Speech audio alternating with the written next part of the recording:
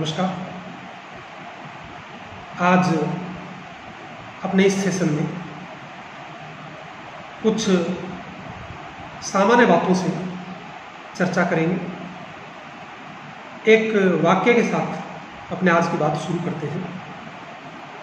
एक बार एक सज्जन व्यक्ति ट्रेन में सफ़र कर रहे होते हैं और जल्दबाजी में टिकट लेकर उस टिकट को अपनी पॉकेट में रख लेते हैं और जैसे ही सफ़र के दौरान टिकट चेकर आता है तो वह टिकट अपनी सब पॉकेट्स में देखने लगते हैं और टीसी भी समझ जाता है कि भद्र पुरुष है, सज्जन व्यक्ति है, तो टिकट तो लिया ही होगा।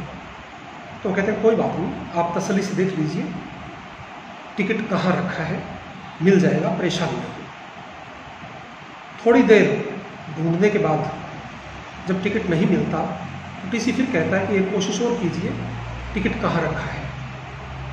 तो सज्जन पुरुष बोलते हैं कि आपको टिकट की पड़ी है और मुझे ये चिंता है कि अगर टिकट नहीं मिला तो मुझे पता कैसे चलेगा कि मुझे जाना कहाँ है, वो भी तो टिकट पर ही लिखा है।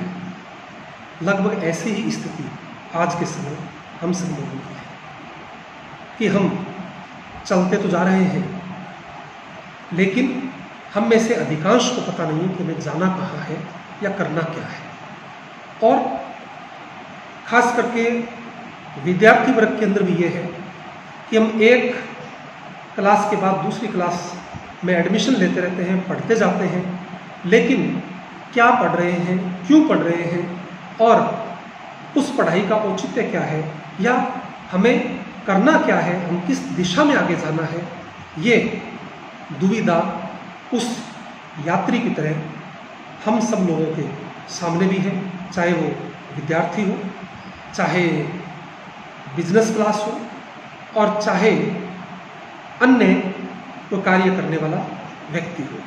सबके सामने आज सबसे बड़ी दुविधा यही है कि हमें ये नहीं पता कि हमारी इस जीवन यात्रा पर हमें जाना कहाँ है, उसकी दिशा क्या है, हमारे प्रयास क्या हो। तो सबसे बड़ी बात कि अगर कोई भी समस्या आती है तो मान के चलिए उस चुनौती के साथ, उस समस्या के साथ काफ़ी सारे अवसर भी आते हैं। जब समस्या आएगी तो वो अवसर भी लेकर आएगी।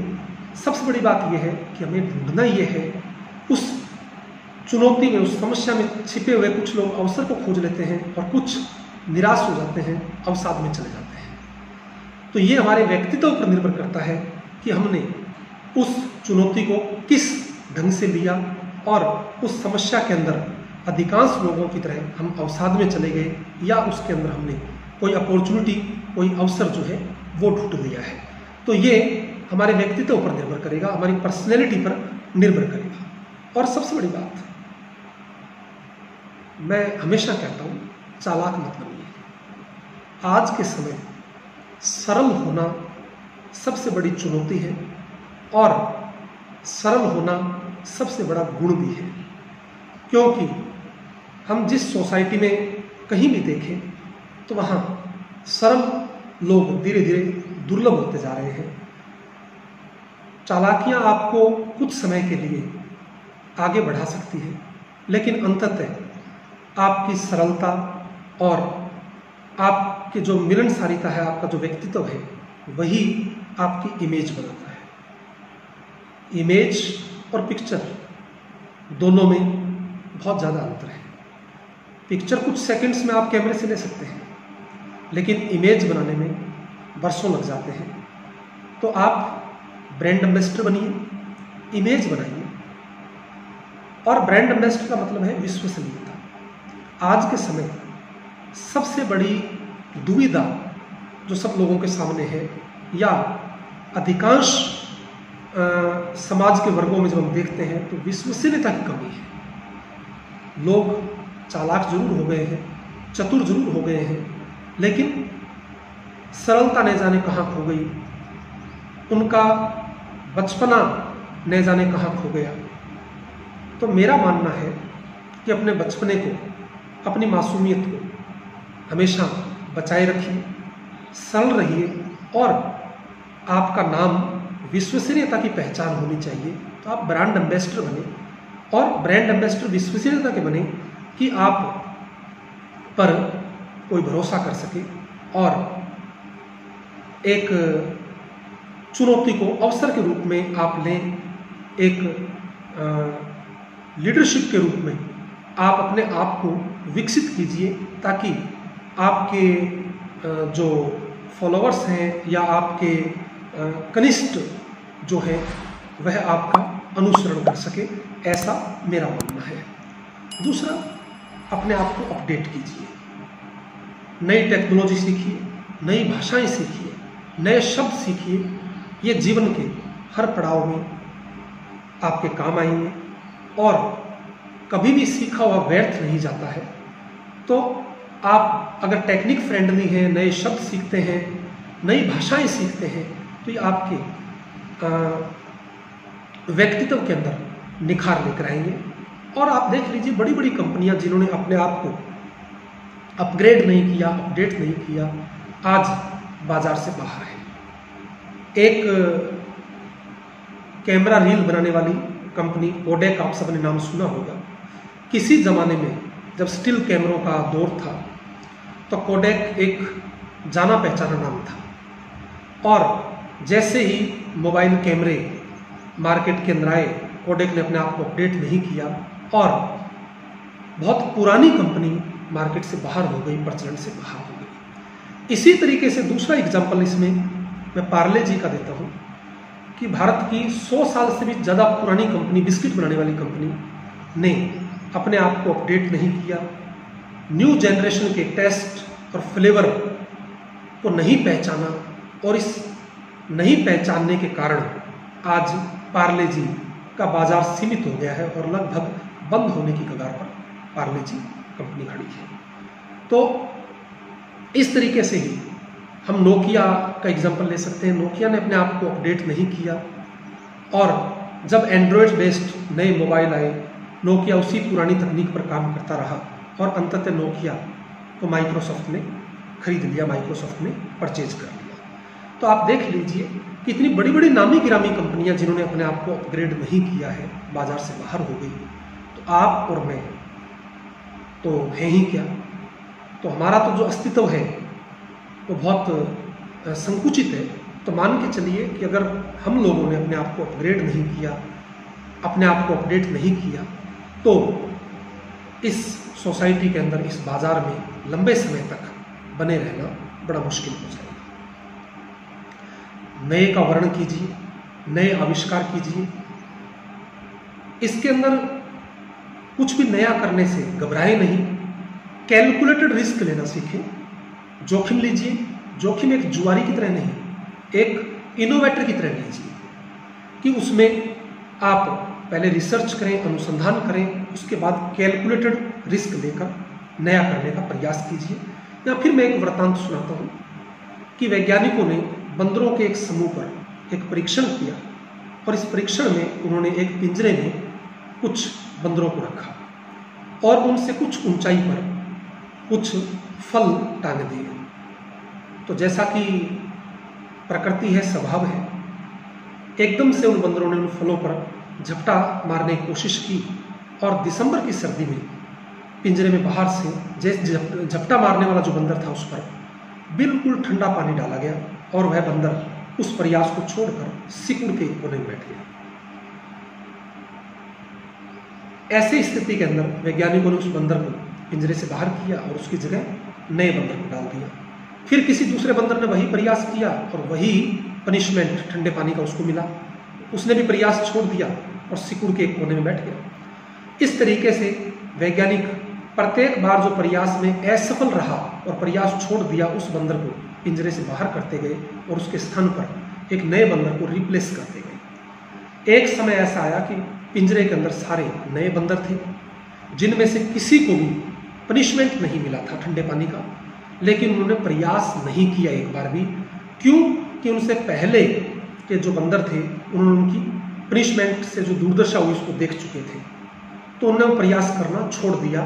तो निष्कर्ष ये निकला यहाँ से कि कई बार हम पूर्वाग्रहों से ग्रसित हो जाते हैं। नए बंदरों ने प्रयास नहीं किया, उनको पनिशमेंट भी नहीं मिला, लेकिन उन्होंने एक दूसरे से सुन रखा था कि भाई अमुक बंदर ने प्रयास किया, उसको पनिशमेंट मिला, और उन्होंने आगे इनोवेशन करना, नए प्रयास करना, नए प्रयोग करने छोड़ दिए। तो मेरा आग्रह है कि हमें नए प्रयास करते रहने चाहिए, पूर्वाग्रहों से ग्रसित नहीं होना चाहिए। कई बार वही होता है कि चाबी, गुच्छे की अंतिम चाबी से हमारी किस्मत का बंद पड़ा द्वार खुल जाता है। तो हो सकता है कि प्रयासों में कहीं कमी रही हो और एक अंतिम प्रयास हमारे लिए वही स्वर्णिम द्वार जो है उसको खोल दे। दूसरा मेरा अनुरोध है कि आजकल संतानें कम होती है, प्रत्येक परिवार में एक या अधिकतम 2 बच्चे होते हैं। तो ऐसी स्थिति में अधिकांश बच्चे भी जिद्दी हो जाते हैं और माता पिता भी उनकी प्रत्येक प्रकार की इच्छा पूरी करने में लगे रहते हैं। मेरा मानना है कि आप बच्चों के प्रति थोड़ा निष्ठुर होइए और बच्चे को माता पिता की आर्थिक स्थिति के बारे में पता रहना चाहिए और बच्चे को पता होना चाहिए कि मेरी कौन सी डिमांड पूरी हो सकती है और कौन सी पूरी नहीं हो सकती है। तो माता पिता थोड़े से बच्चे के प्रति निष्ठुर रहे ताकि उसका जो व्यक्तित्व है वो और अधिक परिष्कृत हो। वह बच्चा इतना इजी गोइंग नहीं हो जाए कि उसको लगे कि ज़िंदगी में सब कुछ प्लेट में रखा हुआ ही मिलेगा। उसे ये महसूस होना चाहिए कि जीवन में हमेशा प्लेट में रखा हुआ कुछ नहीं मिलेगा और मुझे प्रयास करने पड़ेंगे और अंतिम परिणति जो है वो प्रयासों से ही होगी। यहाँ मैं एक दृष्टांत आपको देता हूँ। मदर जिराफ हम सबने सुना है। तो जो मदर जिराफ है वो जब बच्चे को जन्म देती है तो चूंकि मदर जिराफ की हाइट होती है और बच्चा जैसे ही उसको जन्म देती है वो नीचे भूमि पर गिरता है और गिरते ही वह बच्चा अच्छे तरीके से समझ भी नहीं पाता कि मैं किस दुनिया में आ गया हूँ। लड़खड़ाते हुए खड़ा होने का प्रयास करता है। इतने में ही मदर जिराफ उस बच्चे को लात मारती है। तो बच्चा समझ जाता है कि बाहर का जो इन्वायरमेंट है वो उतना फ्रेंडली नहीं है जितना कि माँ की कोख, और वह उस वातावरण, उस एटमॉस्फेयर के अकॉर्डिंग अपने आप को तैयार करने लगता है। अब वह ठीक से खड़ा होता है, इधर उधर देखता है, चलने की कोशिश करता है। इतने फिर उसे उसकी माता मदर जिराफ पनिशमेंट देती है, फिर लात पड़ती है। तो वह समझता है कि अगर धीरे चलूँगा तो ये जो विपदा है बाहर के इन्वायरमेंट की, मैं इसको फेस नहीं कर पाऊंगा, इसका सामना नहीं कर पाऊंगा, और वह कुछ तेज चलने की कोशिश करता है। ऐसी स्थिति फिर उसे लात पड़ती है और वह उस पनिशमेंट से बचने के लिए, उस निष्ठुरता से बचने के लिए दौड़ लगाना शुरू करता है और यहीं मदर जिराफ उस अपने बच्चे को गले लगा लेती है। तो यहाँ जो मदर जिराफ है वो अपने बच्चे के प्रति निष्ठुर हुई। क्यों? क्योंकि वो चाहती थी कि बाहर के बदले हुए वातावरण के अनुसार वो अपने आप का विकास करे, वो इतना सहज ना हो जितना कि माता की कोख में था, क्योंकि बाहर अनेक चुनौतियां हैं जिसका उसको सामना करना पड़ेगा। तो माता पिता को मदर जिराफ की तरह अपने बच्चों के प्रति सीमित मात्रा में निष्ठुर होना चाहिए और बच्चों की अगर कोई नाजायज़ डिमांड है तो वहाँ उन्हें ना भी कहना चाहिए। और यही मैं बात करूँ कि बहुत सारा लिखिए, पढ़िए, स्व अध्याय कीजिए। क्यों कि स्व अध्याय करके हम केवल सर्विस सेक्टर में जाएं जरूरी नहीं है, लेकिन ये हमारे व्यक्तित्व में निखार लाएगा, हमें अभिव्यक्त करना सिखाता है। हम अपने आप की अभिव्यक्ति कर सकते हैं। हमारे शब्दों का चयन, हमारी भाषा का चयन हमारे अध्ययन पर निर्भर करता है। दूसरा, असहमत होना सीखिए। अगर कोई काम आपको पसंद नहीं है, आप नहीं करना चाहते हैं, आपके व्यक्तित्व के अनुरूप नहीं है, तो आप असहमत होइए और एक मर्यादा के साथ आप न कहना भी सीखिए। क्योंकि अधिकांश लोगों के सामने समस्या ये है कि वह ना कहना नहीं जानते हैं और एक समय के बाद अपने व्यक्तित्व को भी बड़ा कंफ्यूज सा बना लेते हैं, क्योंकि व्यक्तित्व में सरलता भी नहीं रहती और व्यक्तित्व जो है वो उतना ट्रांसपेरेंट, पारदर्शी भी नहीं रह पाता है, क्योंकि वो खुद भी कंफ्यूज रहते हैं कि उन्हें क्या हाँ कहना था या ना कहना था, क्या करना है क्या नहीं करना है। तो यहाँ मेरा मानना है कि कन्फ्यूजन आपके व्यक्तित्व के लिए उचित नहीं है। तो इस तरह का कन्फ्यूजन हम लोगों में नहीं होना चाहिए। और दूसरा, आज चूँकि मैं भी अर्थशास्त्र का विद्यार्थी हूँ, तो देखा है कि सोशल मीडिया पर, फेसबुक पर, व्हाट्सएप पर प्रत्येक व्यक्ति प्रत्येक क्षेत्र में अपनी प्रतिक्रिया देने की कोशिश कर रहे हैं। हम सब सर्वज्ञाता नहीं हैं, हमारी सीमाएं हैं। किसी को अर्थव्यवस्था के बारे में अच्छी जानकारी हो सकती है, किसी को खेलों के बारे में अच्छी जानकारी हो सकती है, किसी को भाषाओं की, किसी को राजनयिक संबंधों के बारे में अच्छी जानकारी हो सकती है। तो मेरा मानना है कि आप प्रत्येक क्षेत्र में प्रतिक्रिया देने से या अति प्रतिक्रिया देने से हम लोगों को बचना चाहिए। जहां आवश्यक हो और हमारा क्षेत्र हो, जहां हम थोड़ा सा सीमित ज्ञान रखते हो, वहां प्रतिक्रिया जरूर देना चाहिए। लेकिन जिस क्षेत्र के बारे में हमें जानकारी ना हो, वहां प्रतिक्रिया देने से, हमें अति प्रतिक्रिया देने से हमें बचना चाहिए। फेसबुक, व्हाट्सएप टेक्नोलॉजी है, तकनीक है, इसमें कोई दो राय नहीं है, लेकिन ये विश्वविद्यालय नहीं है। अगर हम इनको विश्वविद्यालय समझने की भूल करेंगे और उसी ज्ञान को सर्वोपरि मानकर स्व अध्याय को छोड़ देते हैं, रेफरेंस बुक्स को छोड़ देते हैं, तो मेरा मानना है कि हमारा जो इंटरनल जो पर्सनैलिटी है, हमारी जो आंतरिक व्यक्तित्व है, वो पूर्णतया विकसित नहीं हो पाएगा, ऐसा मेरा मानना है। प्रकृति से जुड़िए, प्रकृति हमें सरल बनाती है। पशु, पक्षी, वृक्ष, जब इनका हमें सानिध्य मिलता है, तो इस सानिध्य के साथ हम बहुत कुछ सीखते हैं। और मेरा तो ये भी मानना है कि प्रकृति हमें प्रबंधन बहुत अच्छे से सिखाती है। प्रकृति से अच्छा मैनेजमेंट, उससे अच्छा प्रबंधन हमें कोई नहीं सिखा सकता है। तो प्रकृति के सानिध्य में रहते हुए हमारी जो स्किल्स कमज़ोर है, जिस क्षेत्र में हम कमज़ोर हैं, उसको हम डेवलप करें, उसको और ज़्यादा विकसित करें, उसमें हम इन्वेस्टमेंट करें। इन्वेस्टमेंट समय का हो सकता है, टेक्नोलॉजी का हो सकता है, नॉलेज का, ज्ञान का हो सकता है। तो ये प्रयास हम करें। दूसरा, मैं कभी साहित्य का विद्यार्थी नहीं रहा, लेकिन साहित्य पढ़ने में रुचि रही, कुछ लिखने में रुचि रही। तो मेरा अनुरोध सभी से ये भी है कि हम साहित्य से जुड़े, साहित्य पढ़ें। साहित्य हमें संवेदनशील बनाता है और एक नेतृत्व भी प्रदान करता है।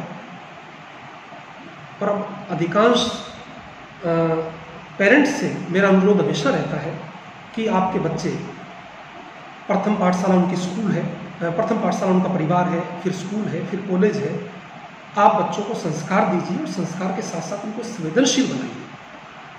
क्योंकि प्राथमिक पाठशाला परिवार है, अगर बच्चा वहीं से संवेदनशील नहीं बनता है, वहीं से हम उसको रोबोट बनाकर प्रस्तुत करते हैं। और जैसे ही हमारे घर कोई मेहमान आते हैं, हम बच्चे को एक रोबोट की तरह बिहेव करने के लिए प्रोत्साहित करते हैं। बेटा ये पोइम सुनाना, बेटा ये डांस करके सिखाना, दिखाना। तो आप देखें कि बच्चे का मूड क्या है, उसके अनुरूप उसके जो गुण हैं उनको आप मेहमानों के सामने प्रोत्साहित तो कीजिए, लेकिन उसे रोबोट मत बनाइए। हर समय उसको केवल एक प्रदर्शनी का माध्यम मत बनाइए। उसको अपने आप को एक्सपोज तो करने दीजिए, उसको अपने आप को प्रकटित तो करने दीजिए, लेकिन उसको एक तरीके से ज़बरदस्ती उसकी पर्सनैलिटी को इस तरीके से मेहमानों के सामने मत लाइए कि वो एक रोबोट की तरह प्रतीत हो। अभी केरल के अंदर एक वाक़या हुआ, आप सबने देखा है कि एक गर्भवती हथिनी थी और उसको अनानास में विस्फोटक पदार्थ खिलाने से उसकी और उसके बच्चे की निर्मम हत्या हुई। तो आप सबसे बड़ी बात ये देखिए कि प्रकृति पर सभी का अधिकार है, और ये कृत्य जिसने भी किया, मैं मानता हूँ कि उसको पारिवारिक संस्कार अच्छे नहीं मिले होंगे, उसको परिवार से संवेदना ही नहीं मिली होगी। वह व्यक्ति या जो भी व्यक्तियों का समूह रहा होगा, वह संवेदनशील नहीं रहा होगा, वह कभी साहित्य से जुड़े भी नहीं रहे होंगे। अगर व्यक्ति साहित्य से जुड़ा हुआ हो, परिवार की जो पृष्ठभूमि है वो उसको अगर संवेदनशीलता देती है, तो व्यक्ति इस तरह का कृत्य नहीं कर सकता। तो आप समाज में आपका पारिवारिक सदस्य आपका बच्चा अग्रणी भूमिका निभाए, और ज़रूरी है उसके लिए कि आप उसे संवेदनशील बनाइए, रोबोट मत बनाइए। वो चीज़ों को परख सके, संवेदनाओं में महसूस कर सके किसी की दुख तकलीफ को, इस तरह का उसे वातावरण आप दीजिए। यही मैं बात करता हूँ विद्यार्थियों से कि आप अपना सर्वश्रेष्ठ देने का प्रयास कीजिए, अपना 100% कीजिए। विद्यार्थी भी और चाहे हमारा बिजनेस है कुछ भी, उसमें अपने पूरे प्रयास कीजिए। कई बार बचपन में हमारी पीढ़ी के लोगों ने तो सर्कस देखा है, और आज की पीढ़ी ने सर्कस अगर वहाँ नहीं देखा तो टेलीविज़न पर देख लेते हैं, मूवीज़ में सर्कस देख लेते हैं। तो सर्कस में आप कई बार देखते हैं कि हवा के अंदर 2 या 2 से अधिक पार्टनर आपस में कलाबाजियाँ खाते हैं। एक पार्टनर रस्सी को छोड़ता है और दूसरा पार्टनर हवा में ही उसको कैच कर लेता है, उसको पकड़ लेता है। तो ये सर्कस कैसे चलता है कि एक पार्टनर को दूसरे पार्टनर पर 100% फेथ है कि ये मुझे गिरने नहीं देगा, और पहले वाले को भी 100% फेथ है कि जैसे ये रस्सी छोड़ेगा मैं इसको हवा में कैच कर लूँगा, इसको गिरने नहीं दूँगा। इसी तरह का 100% फेथ मित्रता में होना चाहिए, 100% फेथ शिक्षक और शिष्य में होना चाहिए, 100% फेथ हमें हमारे पारिवारिक सदस्यों के बीच में होना चाहिए। तभी ये जीवन रूपी जो सर्कस है वो चल सकता है। अन्यथा सर्कस जो 2-3 घंटे की वही नहीं चल सकती, तो जीवन रूपी उतार चढ़ाव सर्कस तो कैसे चलेगी, मित्रता तो कैसे चलेगी। यही मैं हमेशा एक बात कहता हूँ कि हमारी नीड, हमारी आवश्यकताएं पूरी हो सकती है, हमारी ग्रीड, हमारा लालच पूरा नहीं हो सकता है। आवश्यकताएं सीमित रखिए और उनको पूरा भी कीजिए, उसके लिए प्रयत्न भी कीजिए। अधिक धन कमाना, अपनी आवश्यकताएं पूरा करना कोई बुरा नहीं है, उसके साधन सही हो, उसके उपाय सही हो, और वो लालच की हद तक नहीं जाए। तो अपनी नीड्स को फुलफिल कीजिए, आवश्यकताओं को पूरा कीजिए, लेकिन ग्रीड्स को नहीं, लालच को पूरा करने के प्रयास मत कीजिएगा। दूसरा, सपने देखिए। आप देख लीजिए, बड़े बड़े फिलोसफर, राजनेता स्वप्नदर्शी थे, सपने देखते थे, लेकिन उन सपनों के लिए प्रयास भी करते थे, मेहनत भी करते थे। तो सपने देखना बुरा नहीं है, उन सपनों का अनुसरण कीजिए और उसके लिए अपना 100% दीजिए, अपने 100% जो प्रयास है वो उसके अंदर कीजिए, और उन सपनों को अचीव करने का, उन सपनों से अपनी मंजिल को प्राप्त करने के प्रयास करने चाहिए। एक बात मैं हमेशा कहता हूँ, केवल विद्यार्थियों के लिए नहीं, हम बड़ों के लिए भी, कि हमारी संगत कैसी है। किसी अनजान आदमी को हमारे व्यक्तित्व के बारे में उससे पता चल जाता है। अगर वो हमारे आस पड़ोस की संगत देख लेता है कि किन लोगों के साथ इसकी उठ बैठ है, किन लोगों के साथ इस व्यक्ति की संगत है, तो उसके बारे में, वो व्यक्ति उस व्यक्ति के बारे में, उसके व्यक्तित्व के बारे में एक रूपरेखा आराम से बना सकता है। यहाँ मैं एग्जाम्पल देता हूँ महाभारत से, कि महाभारत में पांडव जीते और कौरव हारे। पांडव संख्या बहुत सीमित थी और कौरव एक महासेना थी उनके पास और बहुत बड़े योद्धा थे। तो ऐसा क्यों हुआ? क्योंकि पांडवों के मित्र, पांडवों के सलाहकार श्री कृष्ण थे, और कौरवों के मित्र और सलाहकार उनके नीति निर्माता, नीति निर्देशक शकुनि थे। तो आप देख सकते हैं कि आदिकाल से लेकर आज तक हमारी संगत कैसी है, ये डिसाइड करती है, ये निश्चित कर देती है काफ़ी हद तक कि हमारी मंजिल क्या रहेगी, हमारा रास्ता क्या रहेगा। तो मेरा अनुरोध है, मेरा मानना है कि हम लोगों को अपने संगत के बारे में, अपने आस पड़ोस के लोगों के बारे में एक बार पुनर्विचार कर लेना चाहिए। और जहाँ त्याग होता है वहाँ रामायण होती है, और जहाँ लोभ है, लालच है, वहाँ महाभारत होती है। दूसरा, मैं हमेशा एक बात ये भी कहता हूँ कि हम सारी दुनिया से प्रत्यक्ष या अप्रत्यक्ष सोशल मीडिया के माध्यम से बातचीत करते रहते हैं, लेकिन हम स्वयं अपने आप से बातचीत नहीं कर पाते हैं। मेरा मानना है कि पूरे दिन में कुछ क्षण हमें स्वयं के लिए निकालने चाहिए और अपने आप से बात करनी चाहिए कि हमारे अंदर क्या छुपा हुआ है जो बाहर नहीं आ पा रहा है। हमारी मेरिट्स बाहर आनी चाहिए, हमारी डिमेरिट्स जो कमियां हैं उनको हम कैसे रिमूव करें, उन कमियों को कैसे मिनिमाइज करते हुए, कम करते हुए रिमूव करें। तो अपने आप से बात करना सीखिए, प्रकृति से बात करना सीखिए, और कम से कम प्रत्येक दिन शाम को या जब आपको लगे कि आपको वो सोने के लिए जाना है, उससे पहले 10 मिनट छत पर टहलते हुए एकांत में अपने दिन भर की जो दिनचर्या थी, दिन भर का जो आपका व्यवहार था, उस पर एक बार पुनर्विचार जरूर कीजिए, अपने आप से बात जरूर कीजिए। कई बार मैं मित्रता को लेकर बात करता हूँ या शिक्षक और शिष्य को लेकर बात करता हूँ। एक श्रेष्ठ शिक्षक वही है या श्रेष्ठ मित्र वही है जो एक असाधारण अपने दोस्त या अपने शिष्य से असाधारण करवा दे। अगर कोई जन्मजात असाधारण है तो उससे आप असाधारण करवाना ही बड़ी बात नहीं है। अगर कोई व्यक्ति साधारण गुणों के साथ, साधारण व्यक्तित्व के साथ जन्म लेता है और उसका शिक्षक या उसका मित्र उससे असाधारण उपलब्धियां अर्जित करवा लेता है, तो सही मायने में मित्रता या सही मायने में शिक्षक होने का जो गुण धर्म है, मेरी दृष्टि में तो यही है। एक बार एक बच्चे से बचपन में पूछा गया, जैसा सब पूछते हैं, बेटा बड़ा होकर क्या बनना चाहते हो, बड़े होकर क्या करना चाहते हो, उस बच्चे से पूछा गया कि बड़े होकर आप क्या करना चाहते हो, बड़े होकर क्या होना चाहते हो। तो उस बच्चे ने कहा कि मैं बड़े होकर खुश रहना चाहता हूँ। तो जो परिचित थे उनको लगा कि शायद बच्चा जो है वो समझ नहीं पाया। उसने वापस कहा, नहीं, मेरा कहने का मतलब आप बड़े होकर क्या करना चाहते हो, क्या होना चाहते हो। उसने फिर वही जवाब दिया कि मैं बड़े होकर खुश रहना चाहता हूँ। उन्होंने कहा, बेटे आप मेरा प्रश्न नहीं समझ पाए, मेरा क्वेश्चन नहीं समझ पाए। उस बच्चे ने जानते क्या कहा, उसने कहा, महोदय आप जीवन का उत्तर, जीवन का आंसर नहीं समझ पाए, मैं बड़े होकर खुश ही रहना चाहता हूँ। यही हम लोगों के साथ, अधिकांश लोगों के साथ दुविधा है कि हम अपने बच्चों को डॉक्टर, इंजीनियर तो बनाना चाहते हैं, लेकिन खुश कैसे रहें ये उन्हें सिखाना भूल जाते हैं। कि सबसे बड़ी बात यह है कि आप अपने आप से, अपने स्वयं से आप प्यार कीजिए, अपने स्वयं के लिए समय दीजिए, स्वयं खुश रहना सीखिए।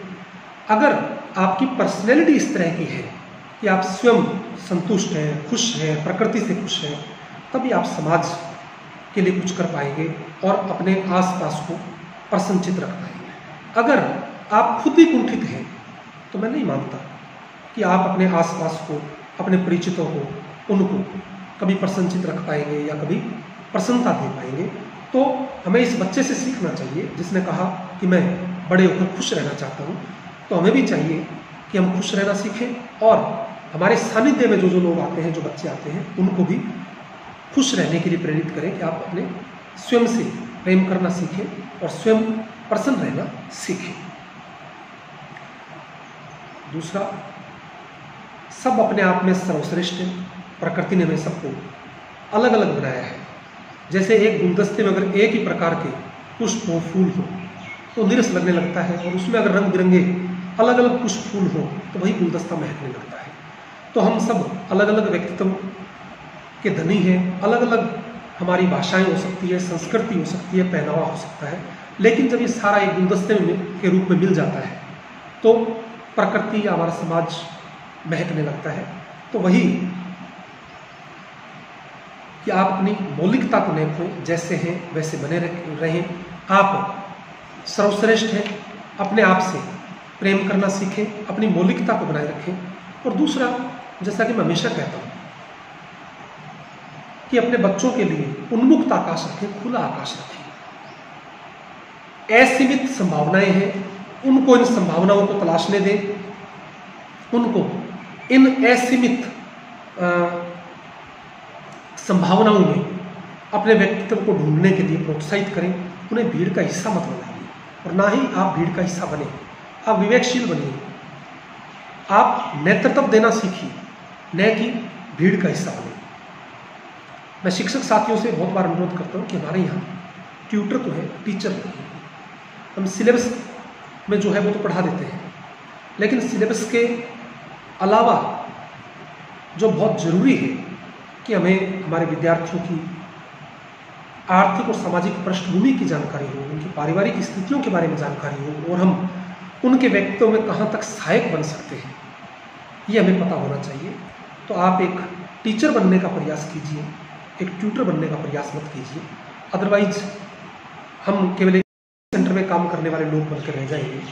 किसी शिक्षण संस्था, स्कूल, विश्वविद्यालय में काम करने वाले या महाविद्यालय में काम करने वाले शिक्षक के रूप में अपने आप को परिभाषित कीजिए। आप संवेदनशील बनिए।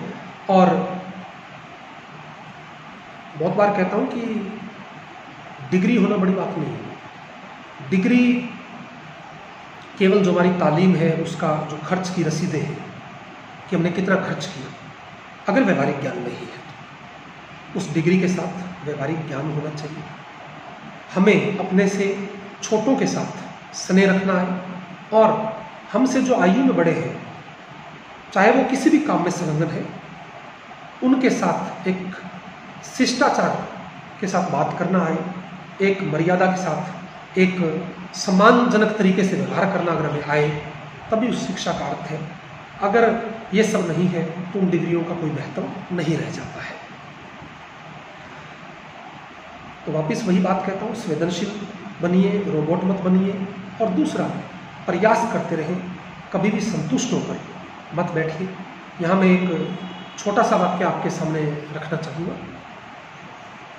बाज या आपके लिए चील, इनका एक समूह होता है और आप देखते हैं कि जो चील है वो मृत पशुओं से अपना भोजन ग्रहण करते हैं और उसके लिए वो काफ़ी सारे स्थानों पर भटकते रहते हैं और अपने जो शिकार है उनको ढूंढते रहते हैं। ऐसे ही एक चील का समूह था।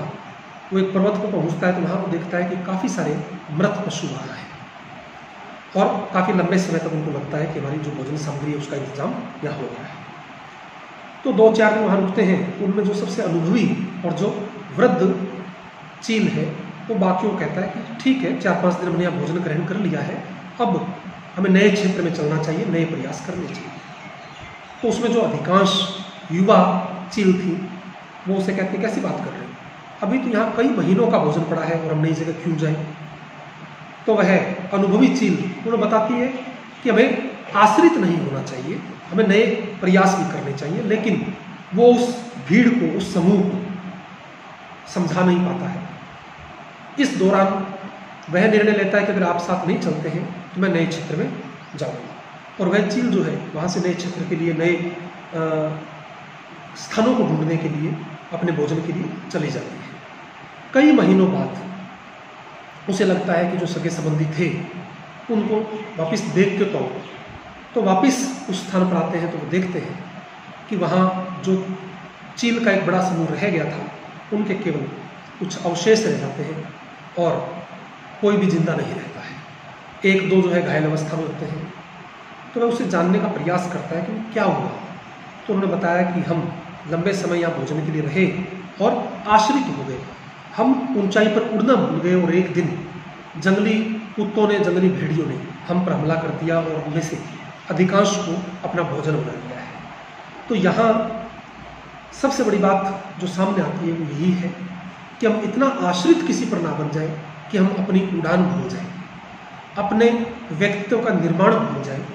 तो आश्रित उतना ही होना चाहिए, चाहे वो टेक्नोलॉजी हो और चाहे कोई व्यक्ति हो, जहाँ तक हमारे मार्ग में वो अवरोध ना बने।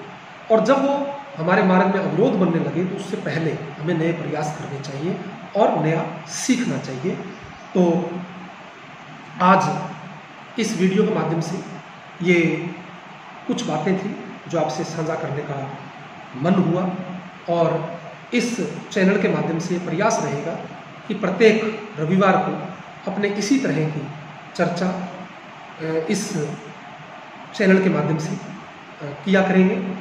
तो अगर आपको ये वीडियो पसंद आया हो तो आप इस चैनल को सब्सक्राइब कीजिए और नोटिफिकेशन ऑन कीजिए ताकि आपको इस तरह के वीडियोज समय पर उनके बारे में जानकारी मिलती रहे, इन्फॉर्मेशन मिलती रहे।